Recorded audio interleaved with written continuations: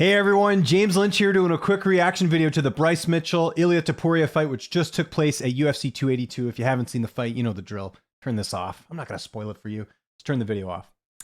All right, it is Bryce Mitchell losing for the very first time in his career. It is Ilia Topuria getting the submission victory, 3 minutes and 10 seconds of round two. This was a dominant performance from Ilia Topuria. We knew the stand-up was better in terms of what he was going to bring to the table. Bryce taking some heavy shots. You got to give Bryce credit. A lot of fighters, I think, taking some of those shots might have gone down even earlier than Bryce did. But yeah, just the stand-up was on point. Bryce did manage to get Topuria to the ground at the end of that first round, but didn't really make a difference. No real threats there or anything like that. And second round, Topuria continued to tee off. Bryce's face bloodied up, and just the strength and the power of Topuria was on display tonight. Really impressive performance against Bryce Mitchell, and finishing Bryce Mitchell, something that has only been done one other time. I know technically you look on Tapology here, he was 15-0. He did lose to Bracketona by submission on the Ultimate Fighter, but yeah, Topuria absolutely destroying Bryce Mitchell here tonight in a very, very, very impressive victory. Topuria calling for a title shot next. Obviously, the division in a bit of a standstill right now with Volkanovski moving up to fight Islam Makhachev next year. And you've got that interim featherweight title fight between Josh Emmett and Yair Rodriguez next year as well.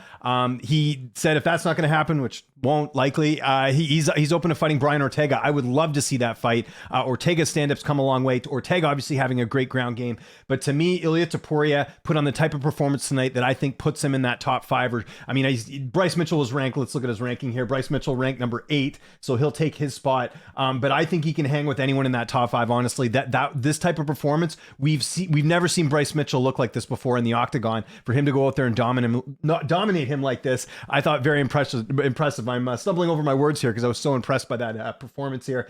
It's too bad him and Chikaze will not fight each other because they're obviously Georgian. I imagine that's not a fight that will happen anytime soon, but that would be a fun fight. Cater's obviously on the shelf. I don't want to see the Korean Zombie fight anyone there. Emmett's booked. Arnold Allen would be a fun fight, but I can understand from Allen's perspective, maybe that doesn't make a lot of sense. But either way, from here on out, I think we've got some awesome fights here for Ilia Topuria, including the one we had here tonight. And for Bryce Mitchell, you know, again, I know a lot of people don't necessarily like Bryce outside of the cage in terms of some of the stuff he's had to say, but you got to give him credit here. He hung in there. He did manage to get Topuria down, and he took some good shots here. I think that there's one thing you can point out with Bryce. The guy is durable as hell. That was very impressive from that standpoint, but I'm sure he'll go back to the drawing board and, you know, get back in there as soon as he's healthy and ready to go. So I want to know what you guys think in the comment section below.